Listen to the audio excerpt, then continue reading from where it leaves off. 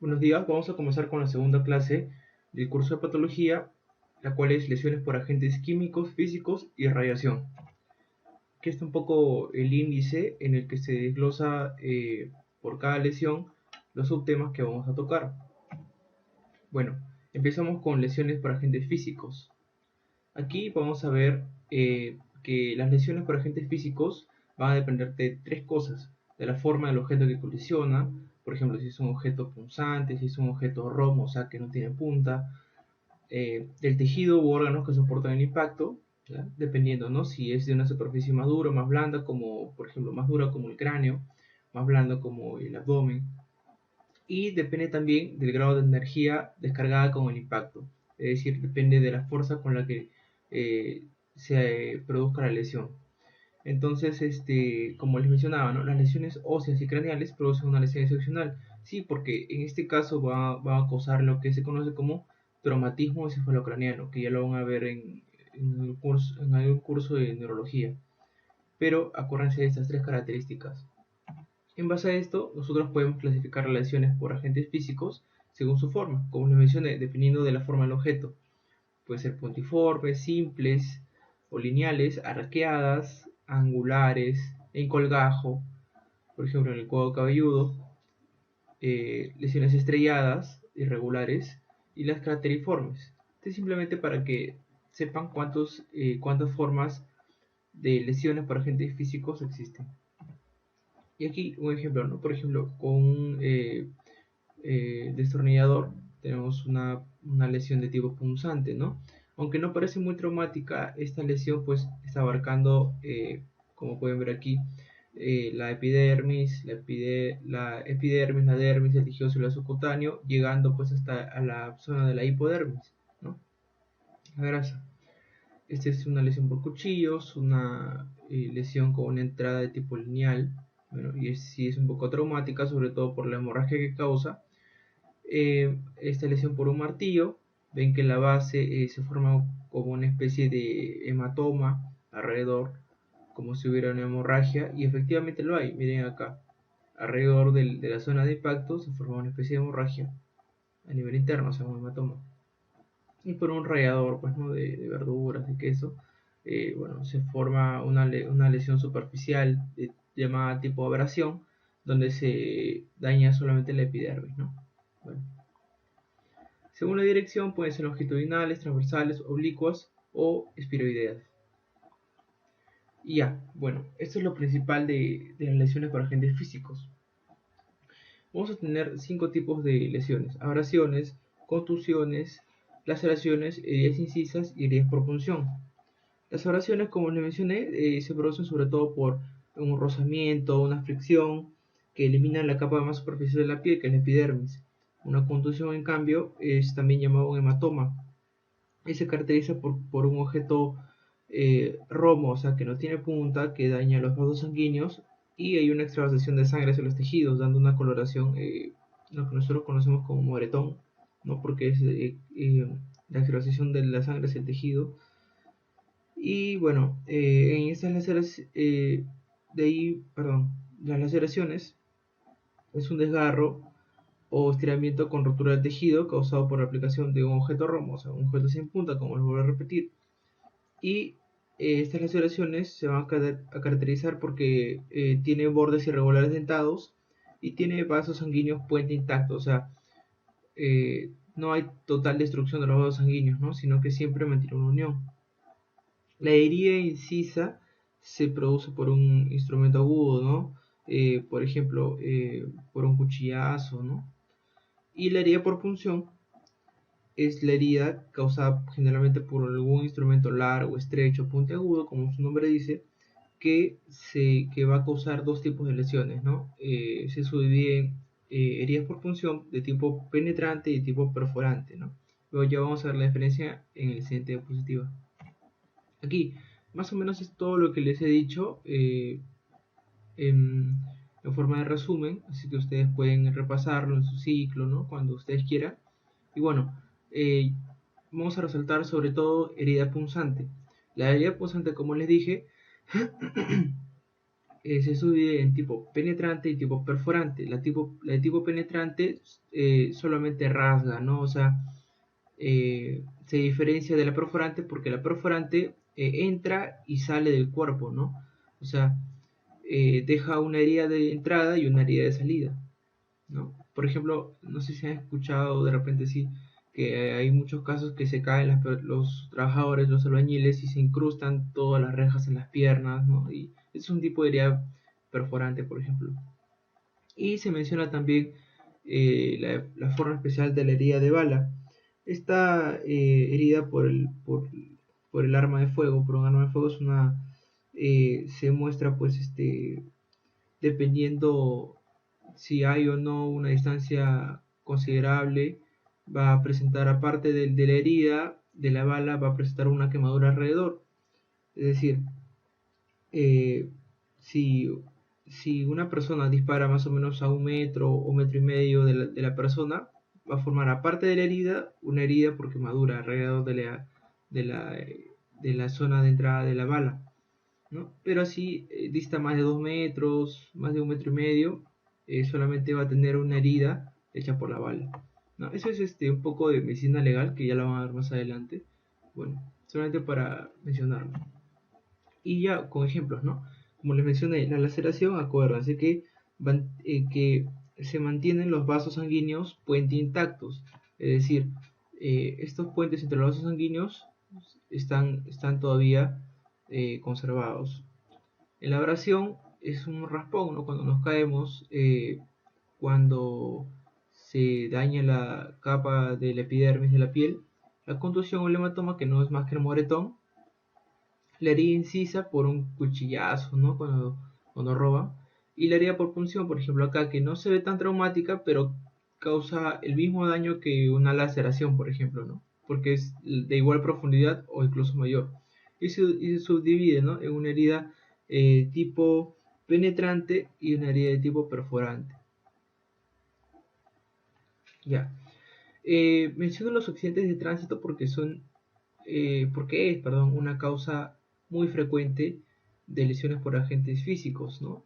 Sobre todo, estas lesiones van a derivar de golpearse en una parte interior del vehículo o ser golpeado por objetos que entran al carro, sobre todo por la parte frontal, por la ventana.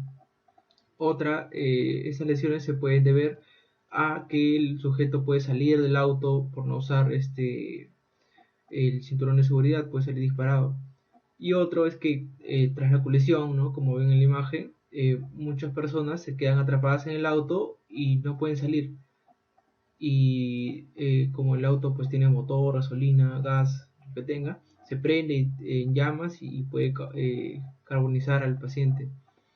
Y bueno, se habla mucho de que, por ejemplo, una colisión frontal, que es una de las formas más comunes de lesión por accidente de tránsito, y en personas que no se ponen el cinturón de seguridad, se puede dar un TEC, un traumatismo encefalocraniano, por impacto en el parabrisas o un impacto en el abdomen si es que no tiene airbag. eh, y bueno, también impacto de las rodillas con el timón, ¿no? O por el desprendimiento de la luna del parabrisas, que puede causar algunas heridas en la zona de las rodillas. Y bueno, las heridas encontré una clasificación que las divide así, ¿no? Según el grado de contaminación.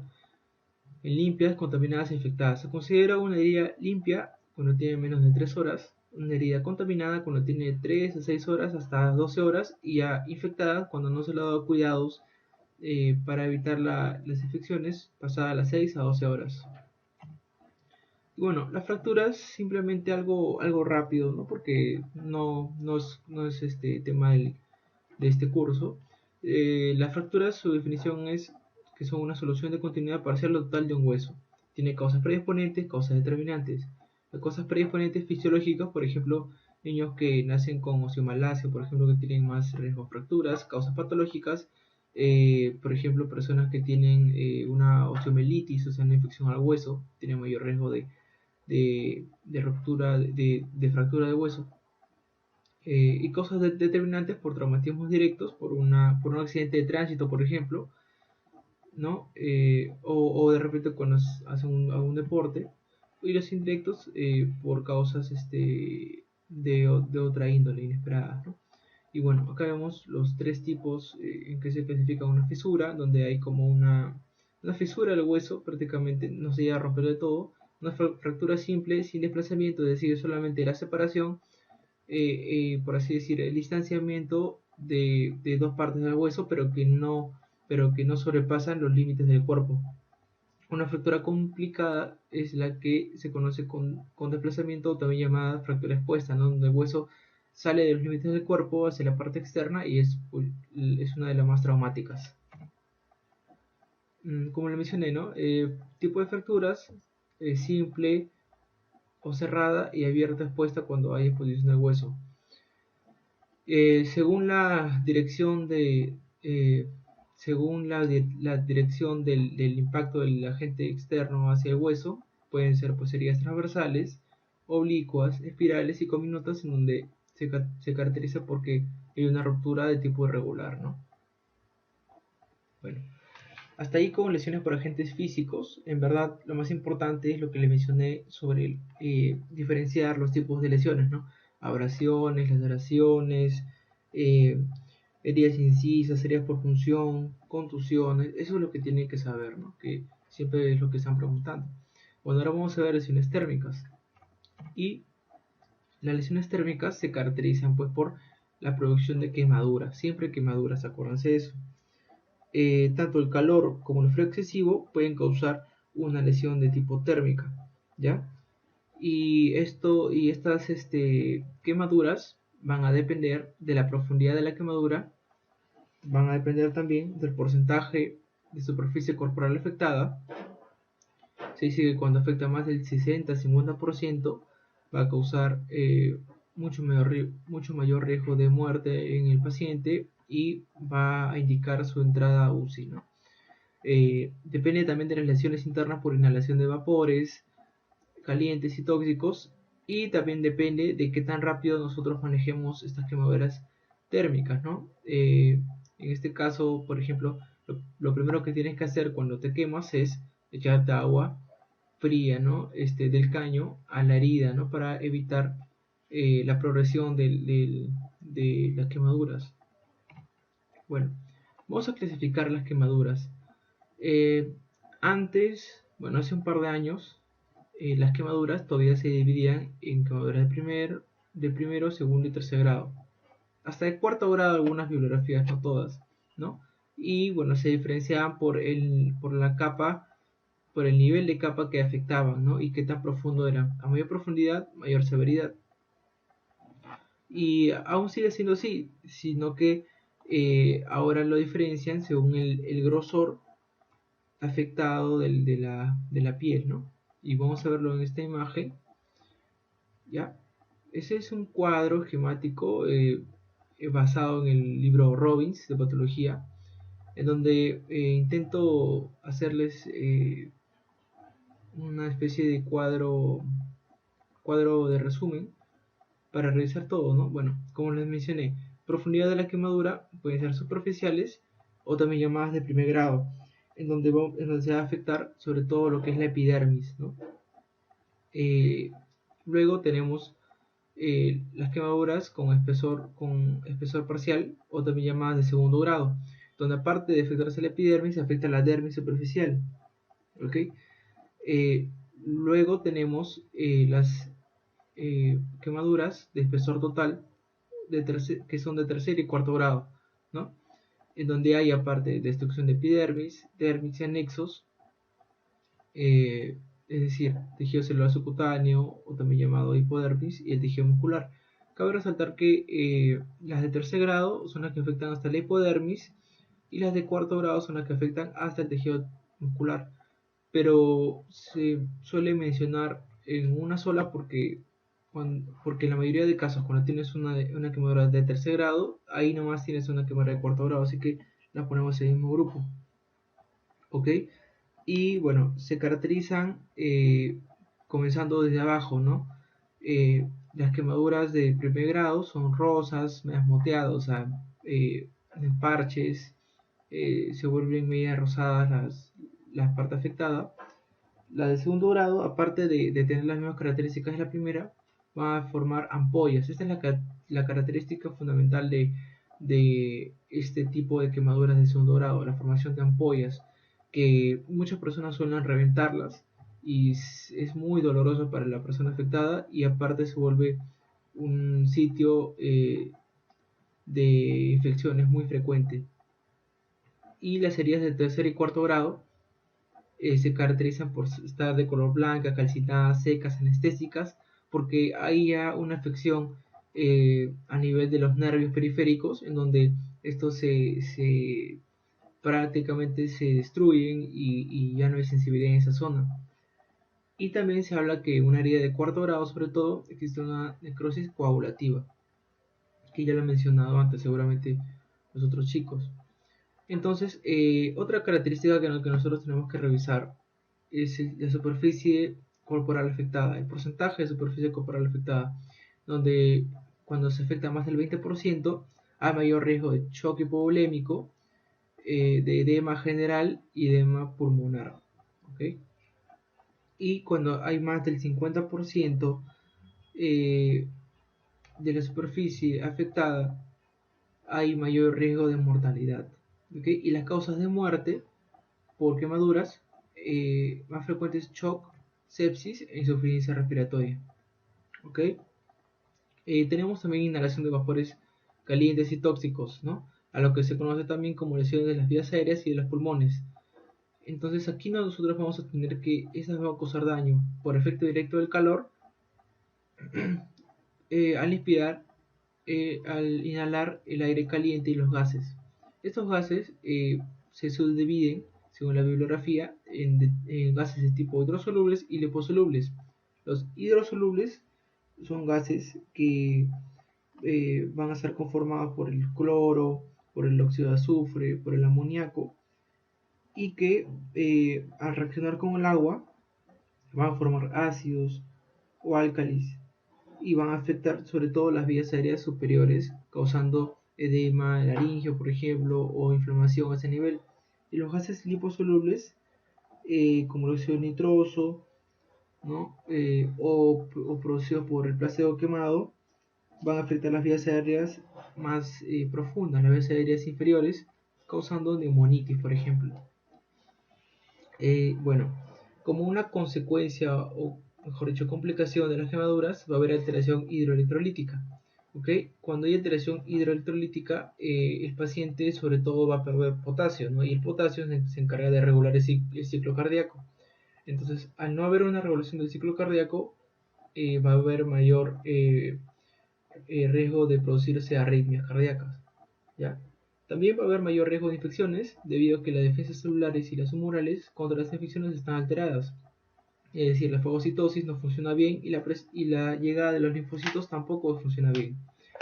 Y bueno, eh, como va a haber mayor riesgo de infecciones, va a ser como una especie de lugar en donde haya más facilidad para la ocurrencia de infecciones, sobre todo en este caso de Pseudomonas aeruginosa.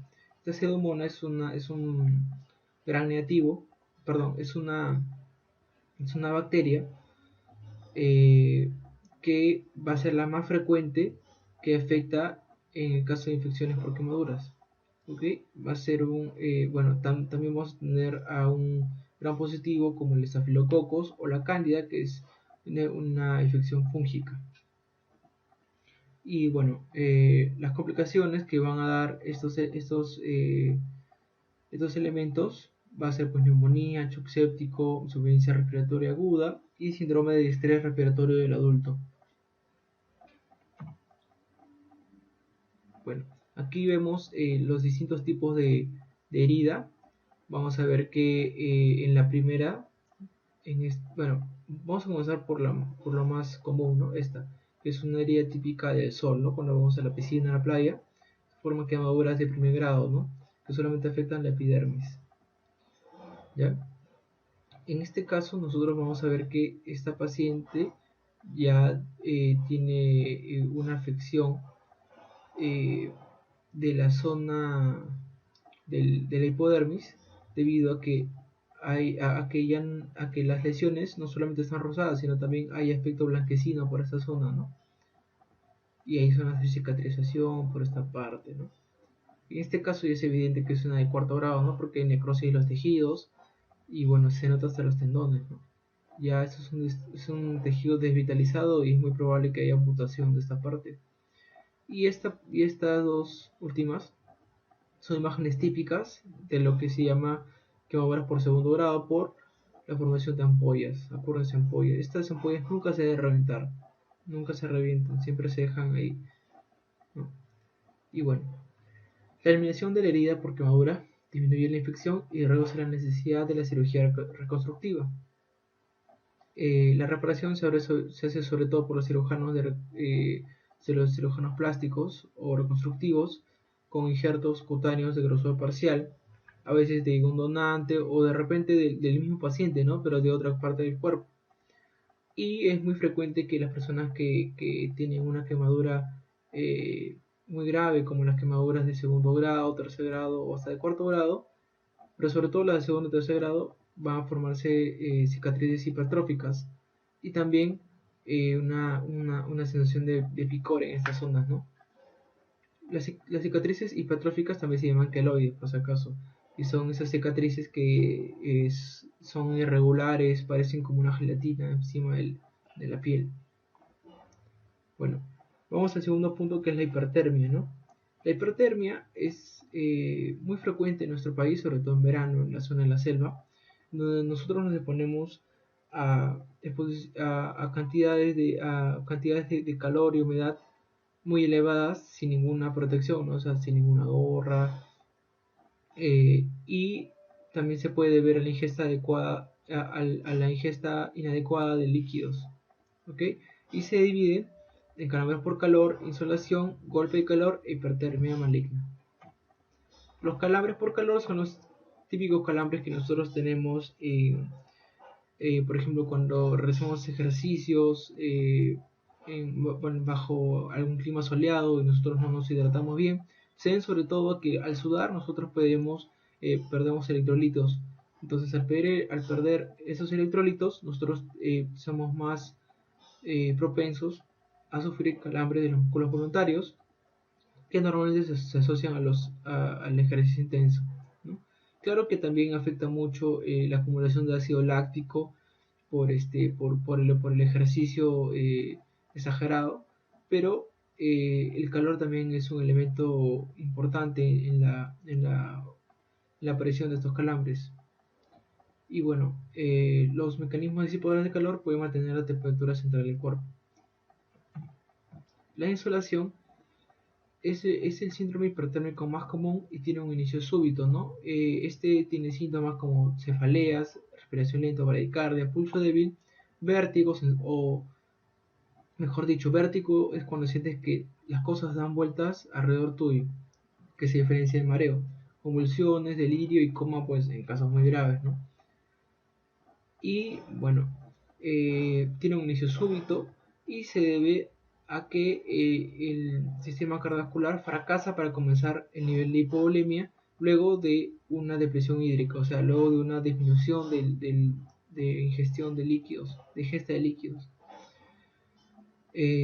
Pero bueno, luego de un periodo de colapso, que generalmente es corto, el equilibrio se restablece, no pasa nada. Y el golpe de calor, bueno, muchas veces hemos escuchado de esta entidad y se asocia con temperaturas ambientales elevadas, humedad alta y ejercicio sobre todo. Y se debe principalmente a que los mecanismos reguladores de la temperatura fallan y empiezas por ejemplo, a sudar menos, o sea, a liberar menos calor y hay y la temperatura central se eleva por encima de los 40 grados, causa un fallo multiorgánico, ¿no? Y muchas veces la muerte. Por la misma razón que estaba mencionando, hay una pérdida de electrolitos causando bueno, una hipercalemia compensatoria que puede causar un ataque arritmia o arritmias. Y bueno, en el peor de los casos existe una rhabdomiolisis, que es una necrosis del músculo esquelético, y también una necrosis del miocardio, ¿no? Como consecuencia de la nitrosilación del receptor de renodina tipo 1 en el músculo esquelético. ¿Okay? Este receptor de renodina tipo 1 es el que se ha afectado, el que muta más que, sobre todo en la hipertermia maligna, que lo vamos a ver. Bueno, antes de pasar a hipertermia maligna, tenemos esta imagen donde nos presentan los principales síntomas de golpe de calor, donde hay dolor de cabeza, sed, náuseas, calambres, letargia, confusión. Y bueno, los principales mecanismos de disipación del calor, ¿no? Como son la radiación, la evaporación y la convección. Se dice que a una temperatura corporal más de 40 grados Celsius hay riesgo de muerte. A 41 grados Celsius comienza la muerte cerebral y ya a 44 grados Celsius ya la muerte es casi fija, ¿no? Las temperaturas internas por encima de 50 grados Celsius causan rigidez muscular y muerte instantánea. Como le decía, hipertermia maligna. Esta hipertermia maligna eh, pasa en algunos casos solamente, ¿no? Y se debe a una elevación de la temperatura corporal y contracturas musculares en respuesta a anestésicos frecuentes. Se da sobre todo en personas susceptibles a sufrir esto, ¿no? Como los ancianos o personas que están realizando ejercicios intensos, como los deportistas de alta competición o los militares, ¿no? Que siempre están parados bajo el sol, y las personas con enfermedad cardiovascular. Acuérdense de eso. Ya. Y para irnos al otro extremo, ahora la hipotermia, ¿no? La hipotermia. La hipotermia se le conoce como la exposición prolongada a una baja temperatura del ambiente, ¿no? Y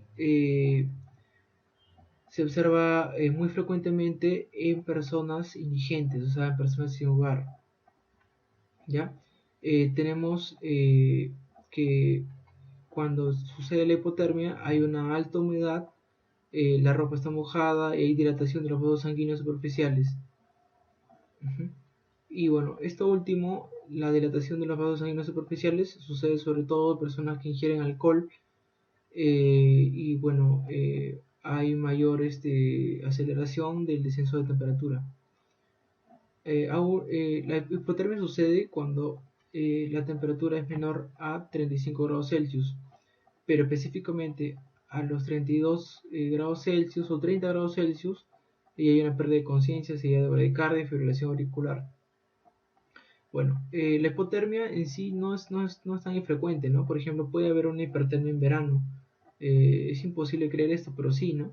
Por ejemplo, una persona que sufre alguna hemorragia, hay mayor pérdida de calor por la sangre, ¿no? Entonces, la sangre también nos sufriendo un mecanismo de calor y bueno, cuando nosotros vamos a cuidar al paciente, el paciente está expuesto, aparte de la hemorragia de la hemorragia en donde hay mayor pérdida de calor, nosotros prendemos el aire acondicionado, le metemos sustancias frías al paciente y se puede también producir un fenómeno de hipotermia en estos casos. O sea, no es algo tan infrecuente. Y bueno, se encontré una clasificación de la hipotermia donde, bueno, la dividen leve, moderada y grave. La leve pues va de 33 a 35 grados Celsius, la moderada de 30 a 33 grados Celsius y la grave a una temperatura menor a 30 grados Celsius. Y bueno, las características están ahí, ustedes pueden revisarlas. Los mecanismos para la aparición de la hipotermia son de dos tipos: efectos directos y efectos indirectos. Los efectos directos están mediados por alteraciones físicas en las células y la concentración de las sales asociadas a la cristalización de agua intracelular y extracelular. Los efectos indirectos son consecuencia de cambios en la circulación, que varían sobre todo en la velocidad y la duración de la caída de la temperatura. Al haber mayor frío, va a haber mayor vasoconstricción y va a haber mayor permeabilidad vascular, lo que va a causar una aparición de edema e hipoxia. Bueno, ahora pasamos a lo que son lesiones eléctricas, que es eh, muy particular porque causan un tipo especial de quemadura también. Y bueno, vamos a verlas ahorita. Las lesiones pueden ser de dos tipos, ¿no? Pueden ser lesiones por quemaduras o pueden causar una fibrilación ventricular al afectar al sistema de conducción del corazón, ¿no? Y bueno, aparte también afectar a nervios aledaños que pueden controlar la respiración y pueden causar insuficiencia respiratoria también. La afección de las lesiones eléctricas van a depender sobre todo del amperaje, o sea, de la intensidad y de la trayectoria de la corriente en el cuerpo, ¿no? Porque acuérdense que el cuerpo es un buen transmisor, transmisor de electricidad al estar compuesto de agua. Bueno, como les mencioné, la intensidad de la corriente va a depender mucho para ver la severidad de las lesiones de tipo eléctrica. Se dice que es el factor que más incide en los efectos, como les mencionaba. Y bueno, al lado izquierdo nosotros tenemos la intensidad, el número de amperios en el uso doméstico y cuando se considera que una baja tensión o una alta tensión. ¿Ok? Y bueno, a una intensidad de 10 miliamperios ya existe una tetanización muscular. Es decir, la tetanización es cuando hay una contracción muscular prolongada, ¿no? Entonces nosotros cuando cogemos, por ejemplo, un enchufe, ¿no? Cuando hemos tenido esta mala suerte de coger un enchufe, nosotros nos quedamos pegados porque hay un espasmo muscular. Entonces es imposible soltarnos, ¿no? Soltarnos del lugar en donde se produce el contacto eléctrico.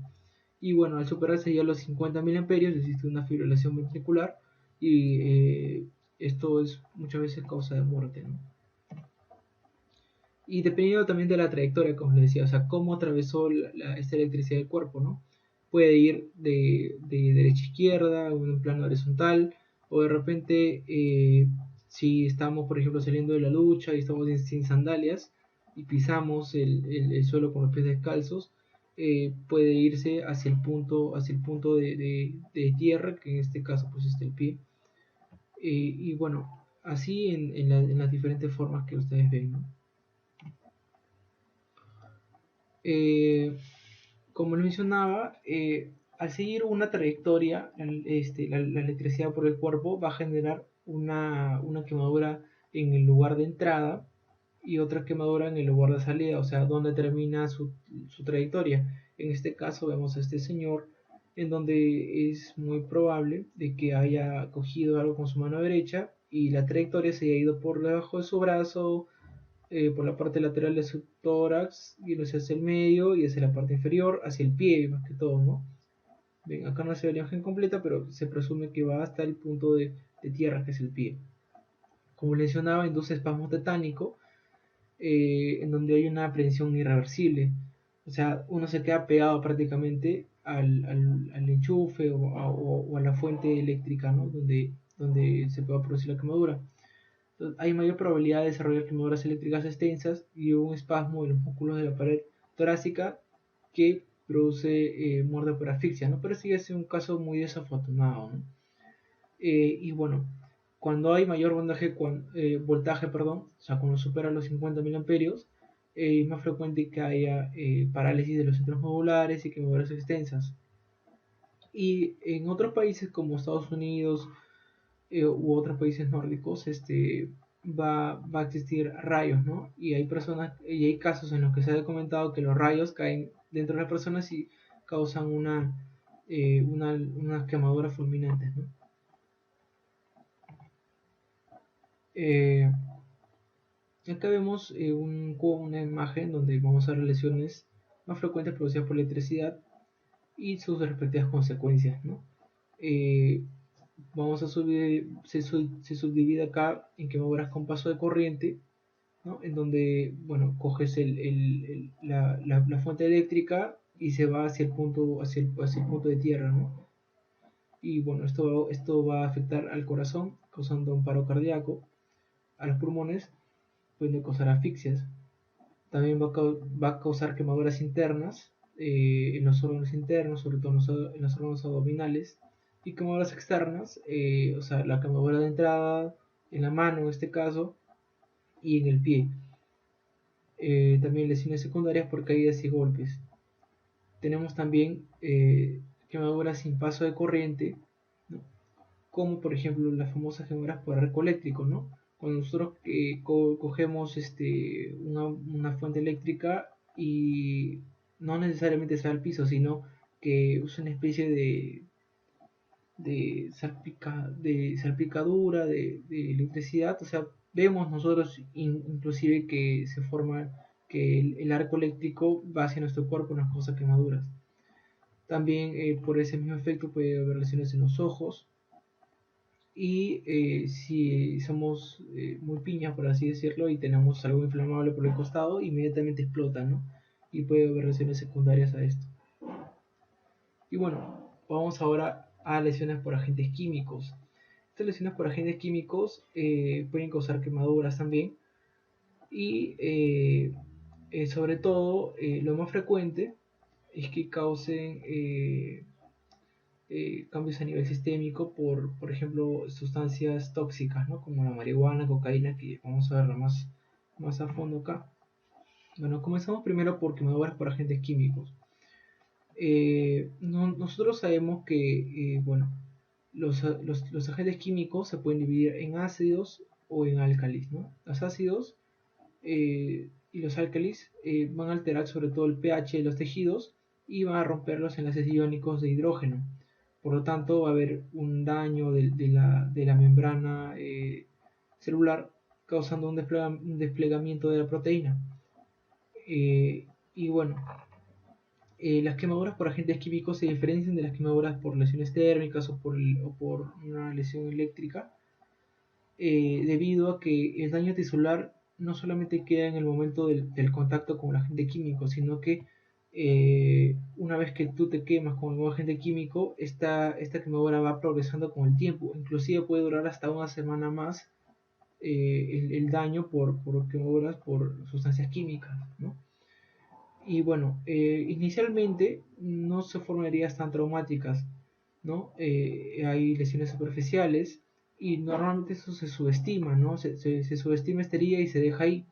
Pero como les mencionaba, por su efecto corrosivo, estas sustancias químicas pueden causar un daño tisular por un mayor tiempo, como mencionaba, hasta una semana más tarde, y ir afectando la piel, haciéndose más profunda y bueno, causando lesiones de mayor complejidad.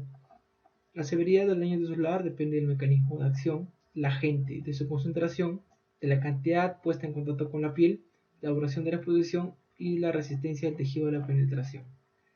La resistencia del tejido a la penetración depende sobre todo de qué tan húmedo se encuentre la piel o no en el momento del impacto. Bueno, acá al lado derecho vemos una quemadura por amoníaco, ¿no? Muy, muy traumática. Bueno, y vamos a clasificar a los agentes químicos, como le mencionaba, ¿no? Ácidos, cuando tienen un pH igual o menor a 3,5. Los álcalis, cuando tienen un pH comprendido entre 11,5 y 14. Eso es algo referencial. Y los ácidos, sobre todo, que es la causa más frecuente de quemaduras por estos agentes químicos, va a causar necrosis por coagulación. ¿Ya? Van a causar escaladura y tiende a limitar la penetración en profundidad, siempre es profundo.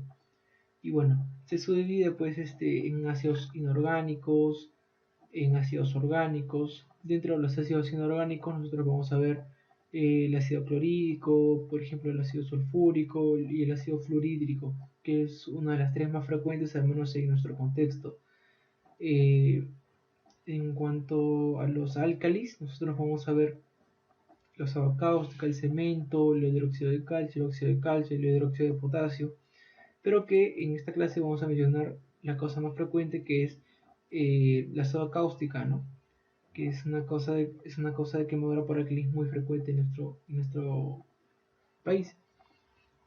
Bueno, aquí vemos algunas características de las afecciones por ácidos, ¿no? Por ejemplo, el ácido clorhídrico va a causar escaras grises violáceas, el ácido fluorhídrico va a causar escaras blancas, el ácido sulfúrico, escaras inicialmente blanquecinas pero que pasan al violáceo y luego se tornan necrosadas, o sea, pasan al negro, ¿no? Ya. La quemadura, ahí me he equivocado, disculpen el título. La quemadura por ácido fluorhídrico es una quemadura, es una de las más frecuentes, es un ácido inorgánico débil que es incoloro en agua y bueno, es el agente más corrosivo que existe, pero no es el más frecuente, sino que es el más corrosivo. Su uso es a nivel doméstico, sobre todo, ¿no? En los removedores de óxido, en los abrillantadores de aluminio, en los fertilizantes, en las soluciones de aseo. Y bueno, las lesiones son producidas por dos efectos, ¿no? Por un efecto desnaturalizante proteico de los hidrogeniones, es decir, hay un desplegamiento de las proteínas y pues, se va a destruir la piel, ¿no? Y por el efecto del ion flúor liberado, que va a causar un efecto de tipo corrosivo que va a causar quemaduras hasta una semana luego de la exposición inicial. Y es frecuente que haya necrosis de tejidos blandos en la vecindad de la zona de contacto, así como descalcificación y corrosión ósea local, ¿no? Obviamente con cantidades, con concentraciones más elevadas. Como les mencionaba, primero va a haber una desnaturalización del, de la superficie epidérmica debido al efecto sobre los hidrogeniones. El ácido clorhídrico se presta a un hidrogenio, causando efecto corrosivo. Cuando nosotros ya tenemos la afección por el ion flúor, nosotros vamos a tener una necrosis, ¿no? Porque va a haber un efecto muy corrosivo que va afectando, acuérdense que los ácidos afectan hasta la profundidad de la piel, ¿no? Y este efecto corrosivo asociado a la necrosis, a una necrosis, va a causar pues, una mayor afectación del epidermis, afectando hasta la zona del hueso, ¿no? Y bueno, eso es como les mencionaba, es el agente más corrosivo que existe, pero no es el más frecuente.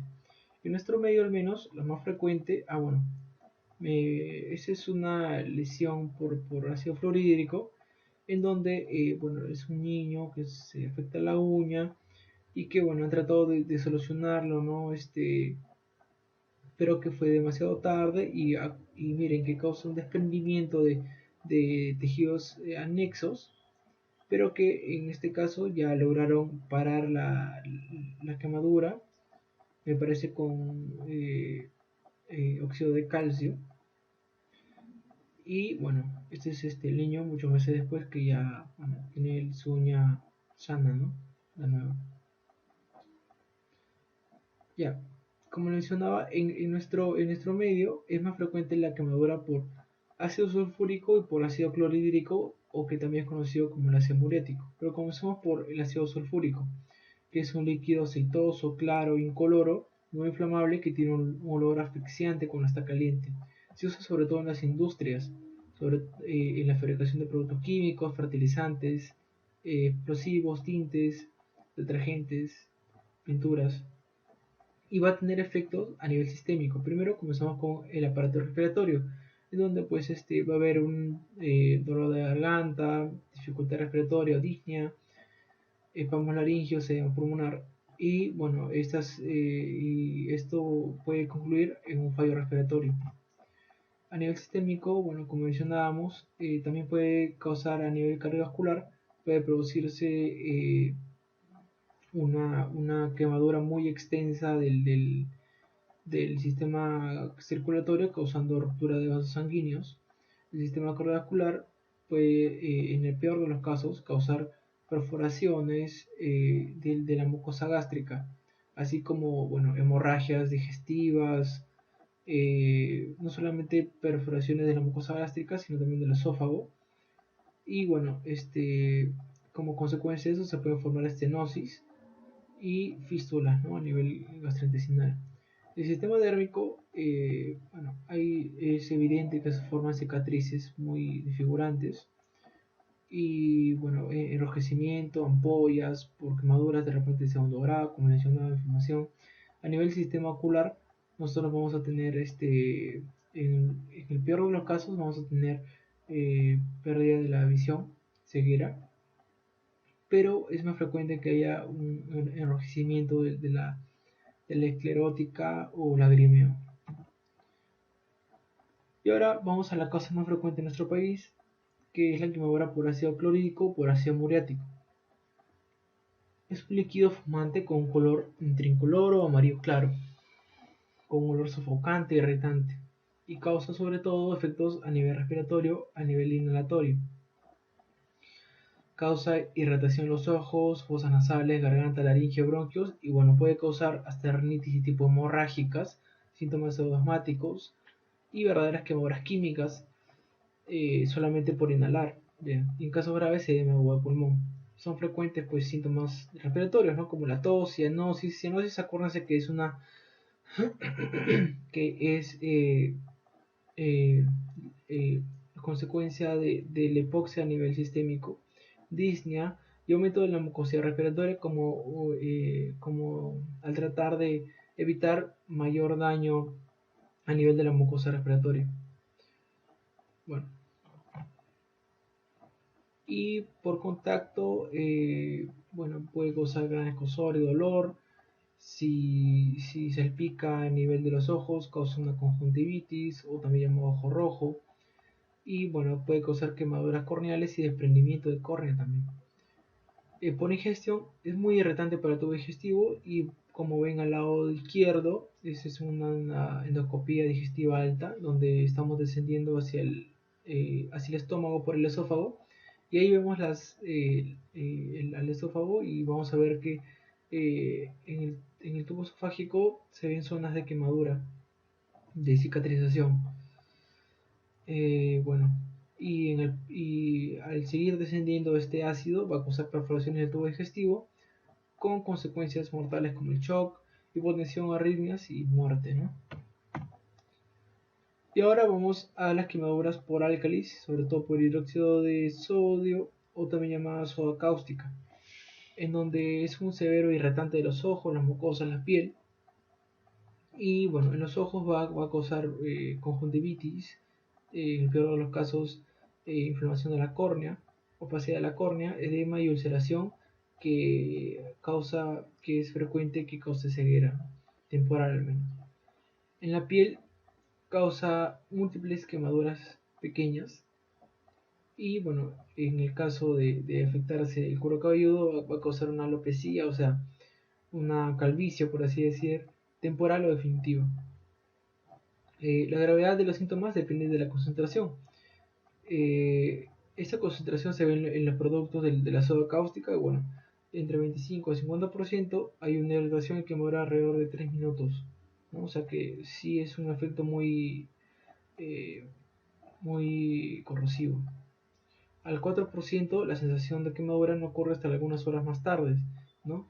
Es decir, inicia como lesiones eritematosas, es decir, lesiones rojizas, con formación de vesículas inicialmente, o sea, ciertas ampollas, hasta úlceras penetrantes, ¿no? En forma de gotas, o dependiendo de la cantidad eh, en contacto con la piel, amplias superficies corporales.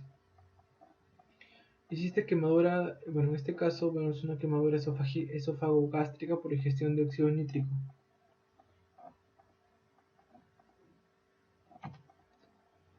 Ahora vamos a ver otro tipo de lesiones por agentes químicos, en donde nosotros vamos a tener al alcohol, que es una causa muy frecuente de intoxicación, ¿no? Eh, el alcohol, o también llamado etanol, es absorbido sin alteraciones en el estómago y en el tubo digestivo.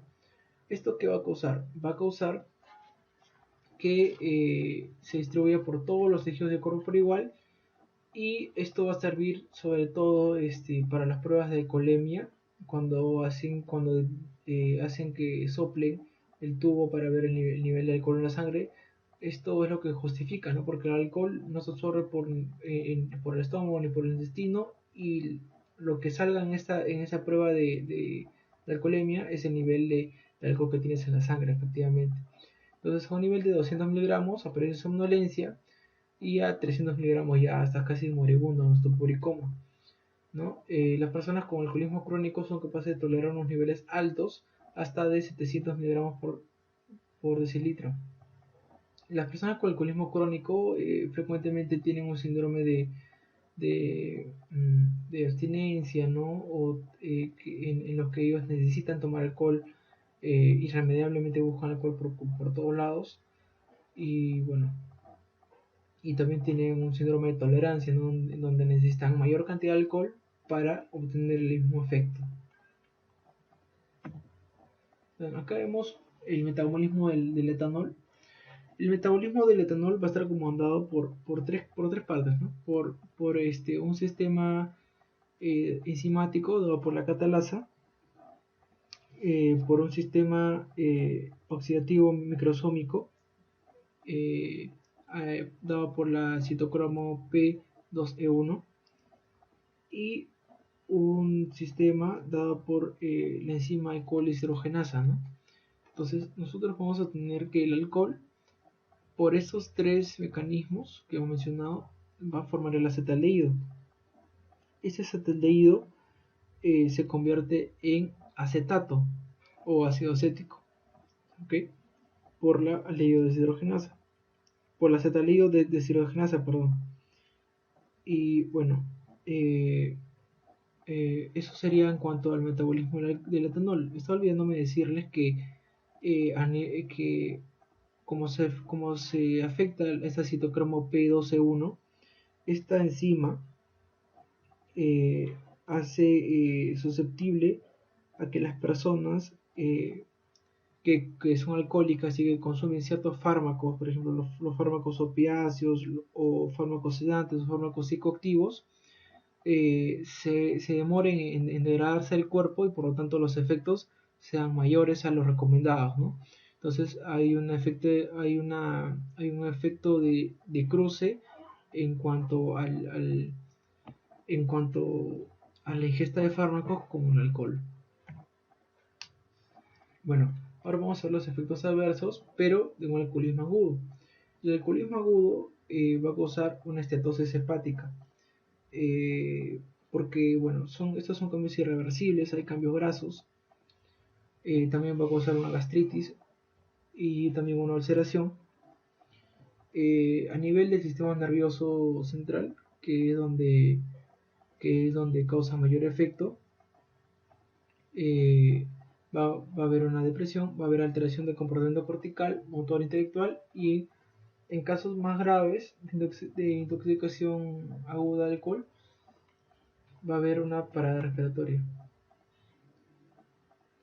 Bueno, en cuanto al alcoholismo crónico, vamos a tener, como ya habíamos mencionado, ¿no? Es frecuente la afección del hígado, y bueno, también, bueno, en el peor de los casos va a haber mayor ocurrencia de cirrosis, y que puede concluir en un carcinoma hepatocelular.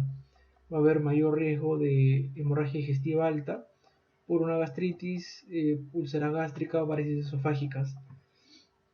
Y algo muy, muy patognomónico del alcoholismo crónico es la carencia de tiamina o vitamina B1, donde va a haber una neuropatía periférica. Y también el famoso síndrome de Wernicke-Korsakoff. Este síndrome de Wernicke-Korsakoff, bueno, se caracteriza porque hay una neuropatía óptica, una degeneración cerebelosa, una atrofia cerebral.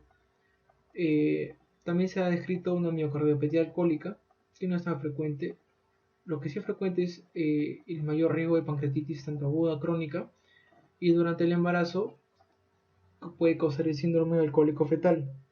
Este síndrome alcohólico fetal se caracteriza porque consiste en una microcefalia, en un retraso de crecimiento y en anomalías faciales del recién nacido, así como una reducción de las funciones mentales a medida que el niño va creciendo.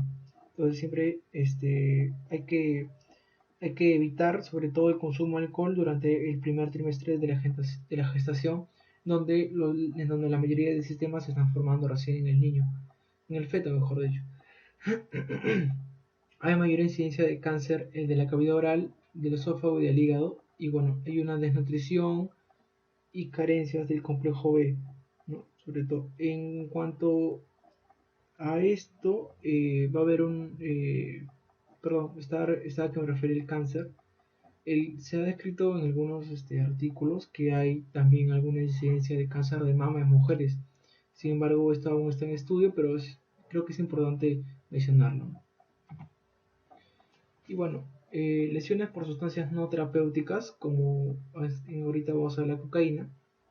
La cocaína es una droga que causa una intensa euforia y estimulación.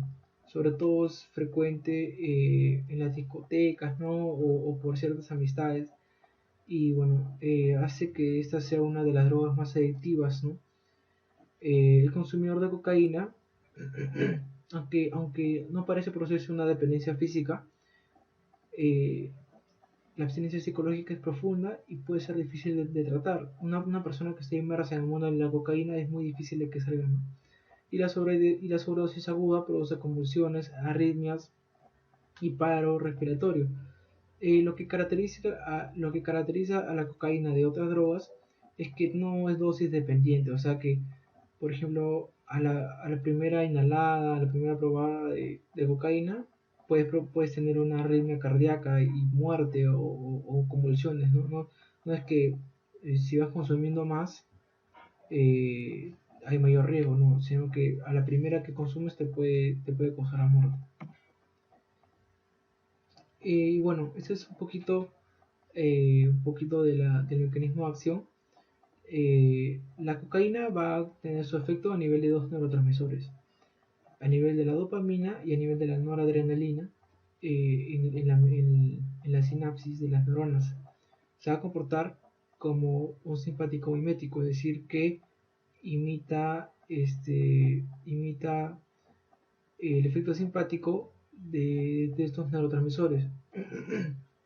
La cocaína lo que va a hacer es evitar la recaptación de la dopamina por un lado, ¿no?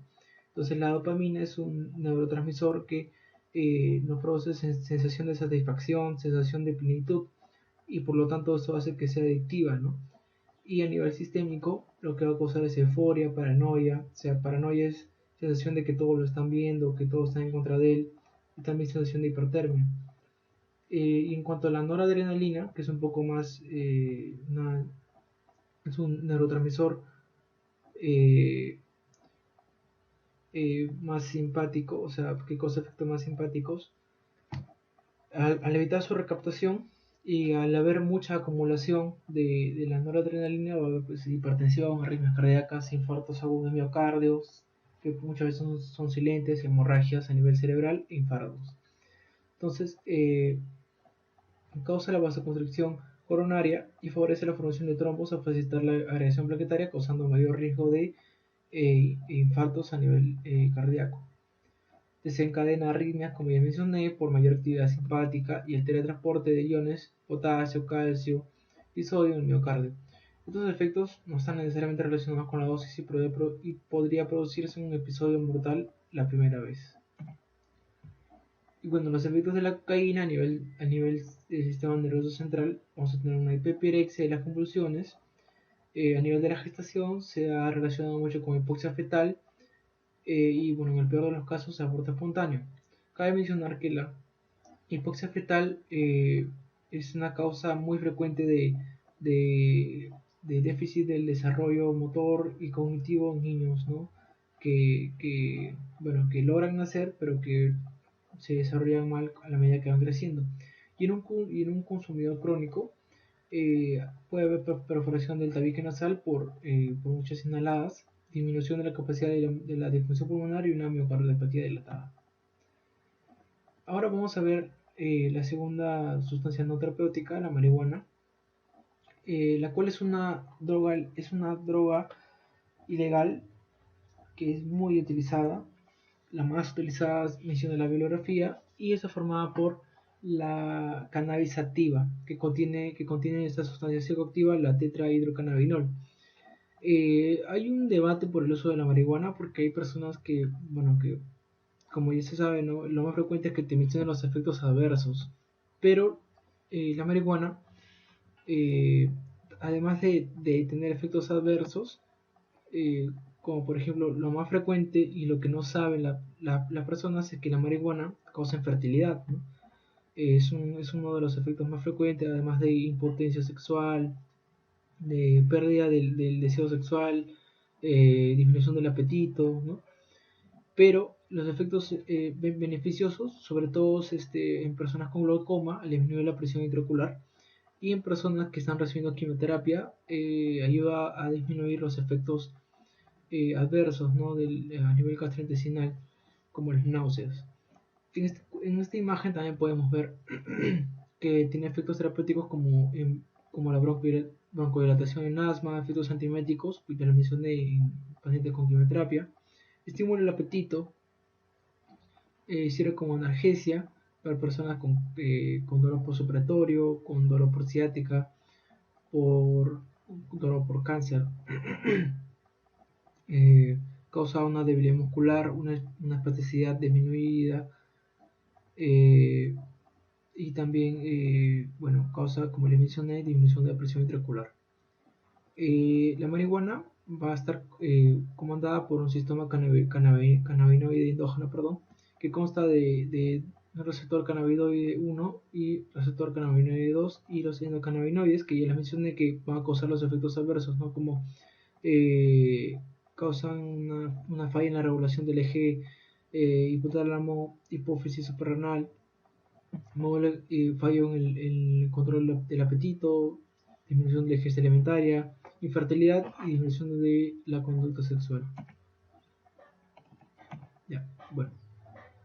Eh, los efectos más frecuentes, los efectos adversos más frecuentes se dan a nivel del sistema nervioso central al ver una alteración de la percepción sensorial y la coordinación motora, que bueno, estos efectos desaparecen, perdón, entre las 4 y 5 horas y bueno, también va a haber alteraciones cognitivas y psicomotoras con incapacidad para juzgar el tiempo, velocidad y distancia, lo que es causa frecuente de accidentes de tránsito en pacientes que consumen marihuana, por ejemplo, que conducen al mismo tiempo, y por la inhalación por cigarros, ¿no? Los por muchos que se da, puede causar una laringitis, una faringitis, bronquitis, tos, ronquera, síntomas asmatiformes y obstrucción leve. Y bueno, acá vemos los fármacos y drogas más comunes, cuáles son sus receptores a nivel orgánico. Y bueno, vemos todos los ejemplos acá, ¿no? No hemos mencionado, por ejemplo, la nicotina, ni las metafetaminas, ¿no? Ni la heroína, ya que no son tan frecuentes en nuestro país. Más frecuentes son la cocaína y la marihuana. Y bueno, para terminar con las lesiones por agentes químicos, vamos a ver las reacciones anafilácticas o también llamadas por sustancias terapéuticas. Solamente hemos mencionado algunas, yo creo que las más frecuentes, las cuatro. Bueno, vamos a ver el ácido acetilsalicílico o aspirina, los anticonceptivos orales y paracetamol y los esteroides. Comenzamos con los anticonceptivos orales. Bueno, los anticonceptivos orales son píldoras que contienen estradiol sintético y una cantidad de progestágeno que es muy variable, ¿no? Eh, También hay algunos preparados que tienen solamente progestinas y actúan sobre todo inhibiendo la ovulación o previniendo la implantación. Inhibiendo la ovulación cuando se toma por días, o sea, cuando se toma todos los días de la semana, ¿no? Nosotros, bueno, tienen que seguir eh, esta secuencia, día 1, 2, 3, así hasta el día 28 para evitar la ovulación.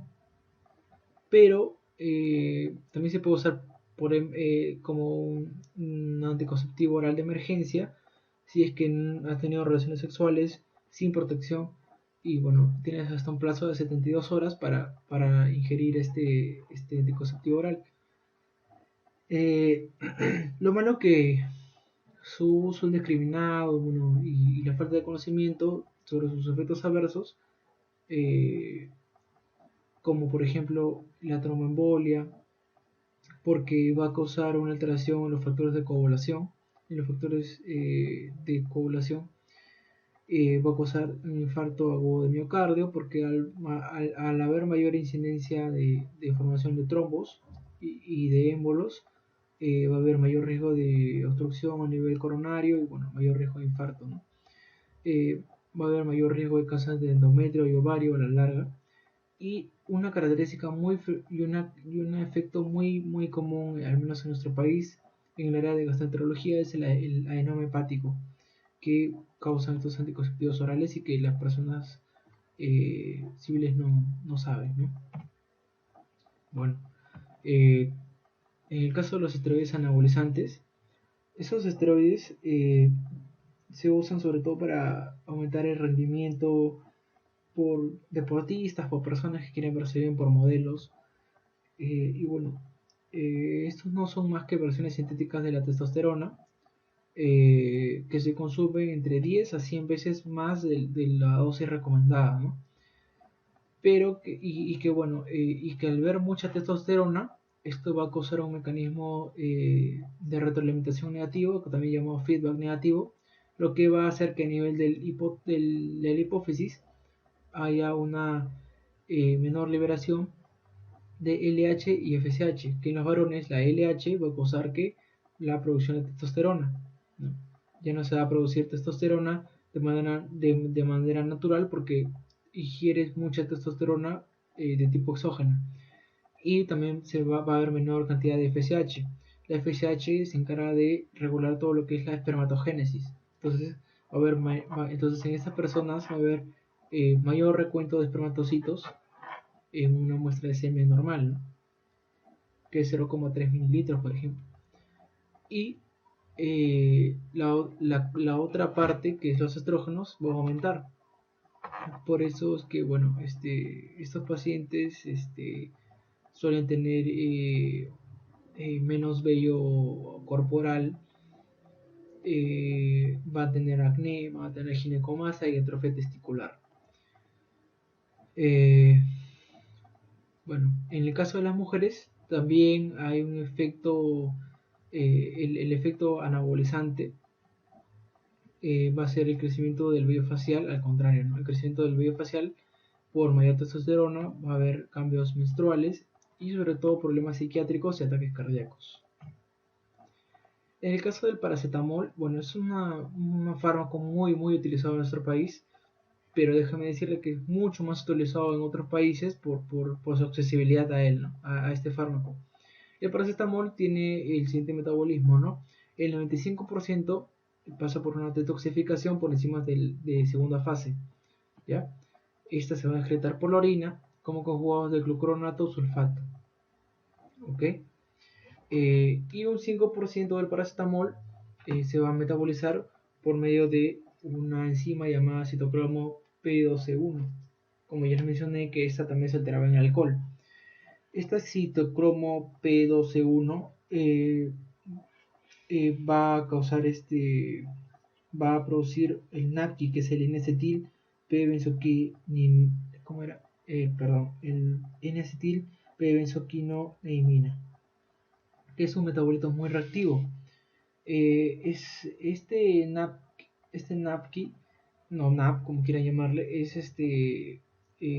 va a causar efectos adversos por el uso de paracetamol, que va a concluir una insuficiencia hepática o una necrosis de los hepatocitos, y que se va a conjugar con el glutatión, y bueno, al conjugarse con el glutatión va a haber una ausencia de toxicidad, pero como va a sobrar cierta cantidad de NAPQI, esto va a causar los efectos adversos mencionados. También se describe como efectos tóxicos, náuseas, vómitos, diarreas y a veces shock, seguidos por ictericia a cabo de pocos días por insuficiencia hepática. En sus primeros estadios, la sobredosis de paracetamol se trata mediante administración de N-cisteína que restaura el glutatio. Y acuérdense que al haber mayor glutatio, va a haber mayor unión a NAPQI y por lo tanto va a haber menor NAPQI libre y menor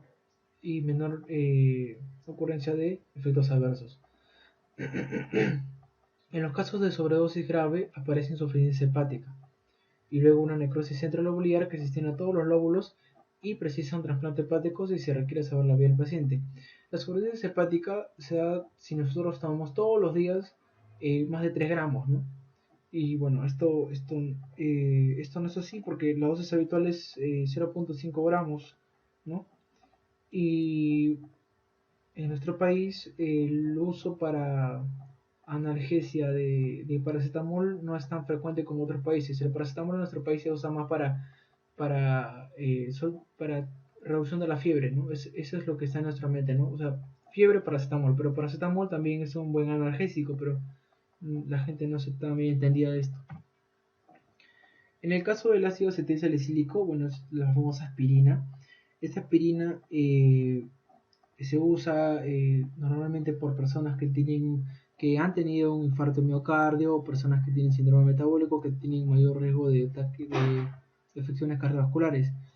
El ácido acetilsalicílico puede causar intoxicaciones eh, que normalmente se da con fines suicidas, porque una dosis de una pastilla, por ejemplo de una cápsula de 100 miligramos no causa este efecto, ¿no? Pero en un caso de una toxicidad aguda, por ejemplo, lo que causa es una alcalosis como consecuencia de la estimulación del centro respiratorio del bulbo raquídeo, seguido de una acidosis metabólica y acumulación de piruvato y lactato, causada por una inhibición del ciclo de Krebs, ¿no? Que es el metabolito final de este ciclo del piruvato y lactato. Y bueno, es mortal la ingesta de 20 a 30 gramos en adultos. Es en cuanto a toxicidad aguda. En cuanto a toxicidad crónica, tenemos la aparición de cefaleas, mareos, acúfenos, que es como un ruido en el oído, confusión mental, somnolencia, diarreas, gastritis erosiva, que puede causar hemorragia digestiva alta y ulceración. Y eso se da cuando se toma más de 3 gramos diarios, ¿no?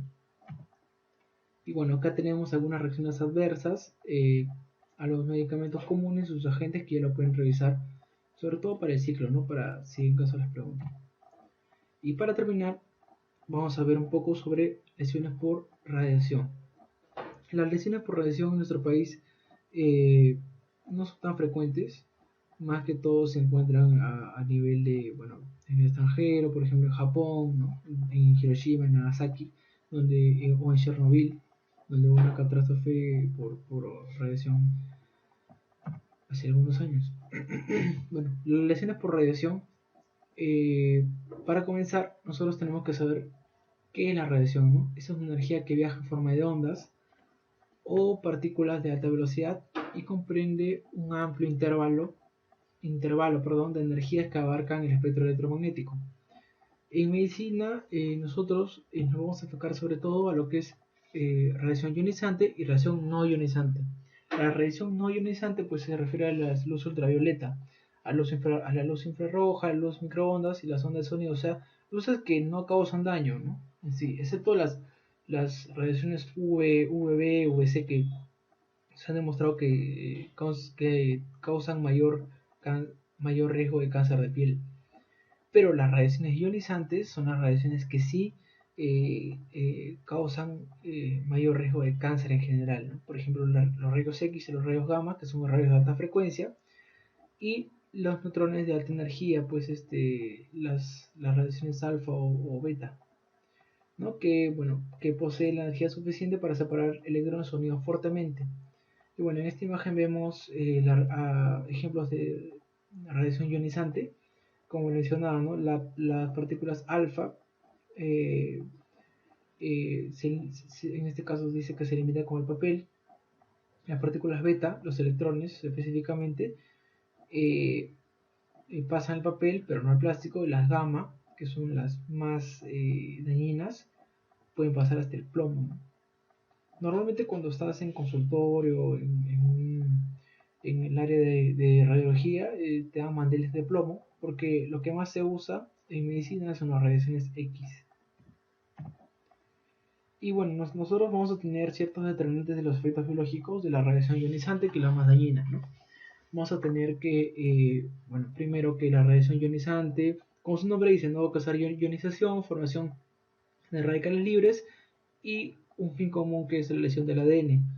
A partir de la lesión del ADN puede haber una reparación abrupta, nula, aberrante, en el peor de los casos, pero en el mejor de los casos puede haber una reparación satisfactoria y todo normal. Pero cuando hay una mala reparación, puede concluir en una muerte celular, en una carcinogénesis o en una teratogénesis. O sea, la teratogénesis es cuando hay algún defecto en la formación del feto. Volviendo a los determinantes biológicos, nosotros vamos a ver la frecuencia de liberación, es decir, que el efecto de la energía de la radiación es acumulativo y las dosis divididas pueden permitir a las células reparar el daño entre las exposiciones. Dependiendo del tamaño del cuerpo, es decir, que el cuerpo puede soportar dosis que pueden ser relativamente elevadas de radiación cuando se administran en campos pequeños, mientras que dosis más pequeñas administradas en campos más grandes pueden ser mortales. En cuanto a la proliferación celular, eh, dado a que, bueno, como ya hemos mencionado, la radiación ionizante va a causar mayor lesión a nivel celular, las células que se dividen más rápidamente son más vulnerables. Por ejemplo, las células en general de todo el cuerpo, excepto las células cardíacas, que no se producen tan rápido, ni las neuronas, ¿no? Que antes se decía que ya no que las neuronas eran células que morían y ya no se volvían a formar, pero no es así. Esas neuronas siempre están en constante cambio. Bueno, y también un efecto sobre el oxígeno y la hipoxia. Este efecto sobre el oxígeno y la hipoxia se da en tejidos poco vascularizados, o sea, con baja oxigenación, como el centro de los tumores de rápido crecimiento, los cuales son generalmente menos sensibles a la radioterapia que los tejidos no hipóxicos. En cuanto al daño vascular, va a haber un estrechamiento o también llamado oclusión de los vasos sanguíneos, conduciendo a una alteración de la curación de las lesiones, causando una fibrosis y atrofia isquémica crónica. Bueno, en cuanto a las consecuencias de la radiación, varían de acuerdo a la dosis de radiación y el tipo de exposición. Vamos a ver ahí, bueno, los efectos sobre la salud, el órgano afectado y la dosis en sieverts. Acuérdense que los sieverts es una medida usada para cuantificar el daño causado por la radiación a nivel de los tejidos. Bueno, la esterilidad temporal eh, va a afectar sobre todo los testículos con una dosis 0.15, una de las más bajas. Una depresión de la hematopoiesis de la médula ósea con 0.5 y así sucesivamente ustedes pueden ver ahí. Y bueno, acá los efectos, las consecuencias por la radiación a nivel cerebral, en la piel, los pulmones, los ganglios, del tubo digestivo, de las gónadas y de la médula ósea y la sangre. Bueno, en cuanto a la morfología, las células que sobreviven a las lesiones por energía radiante muestran alteraciones estructurales de los cromosomas. ¿Okay? Se dice que hay una tumefacción nuclear y por lo tanto una condensación de la cromatina. También hay apoptosis de las células y la morfología nuclear puede ser anormal.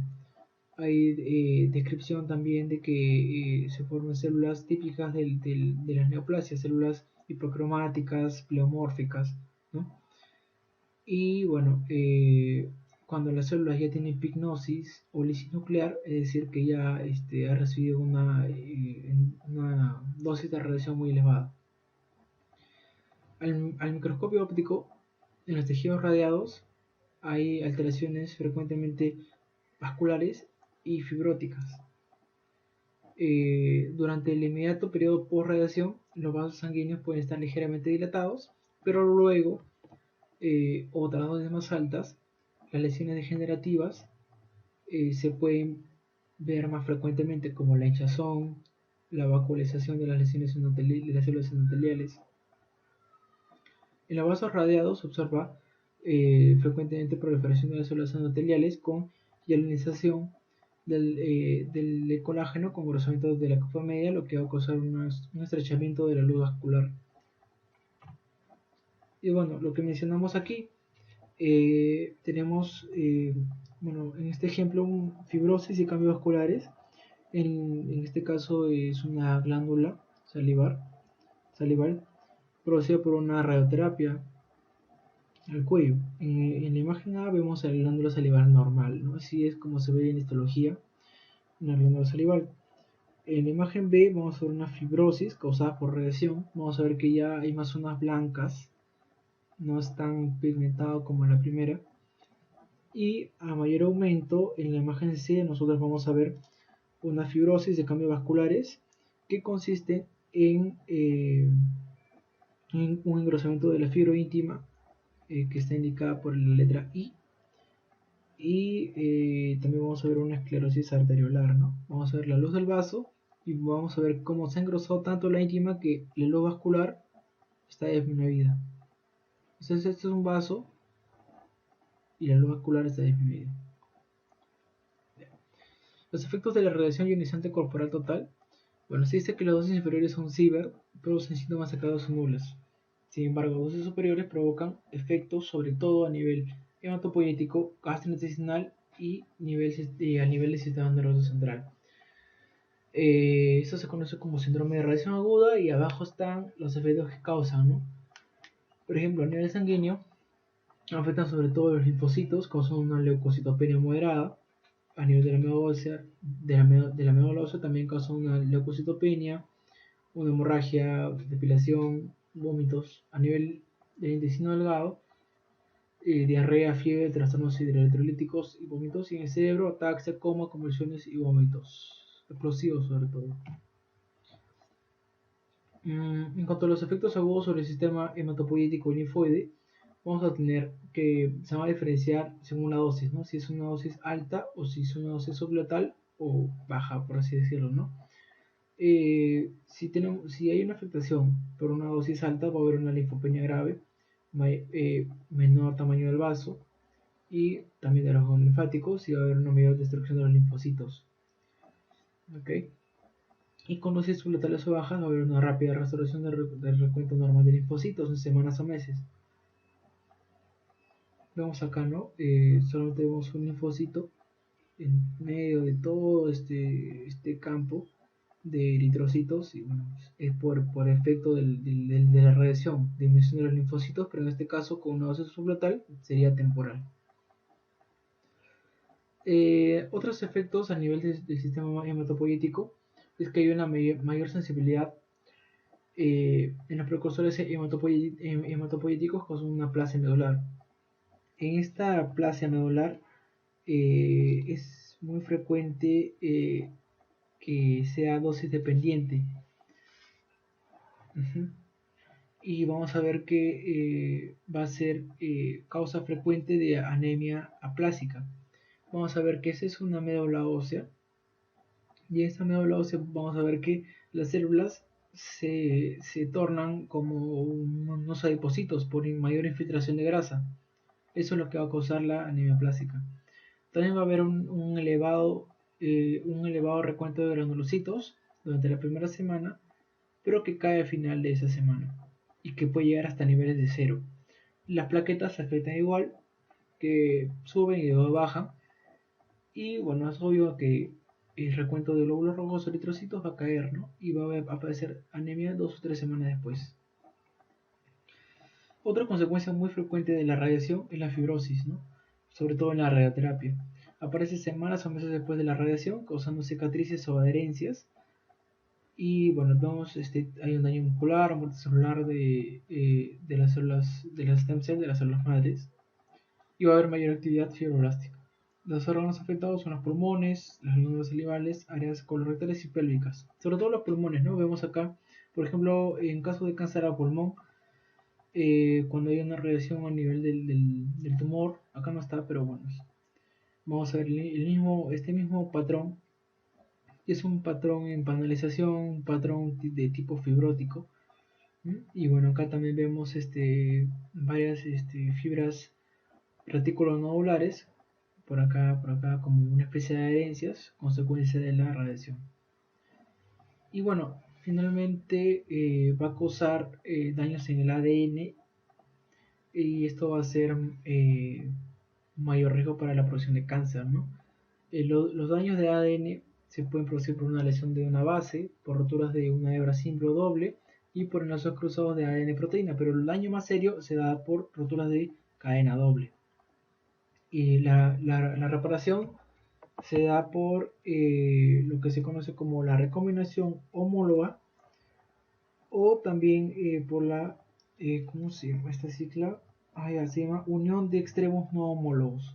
Esta unión de extremos no homólogos es el mecanismo de reparación más frecuente.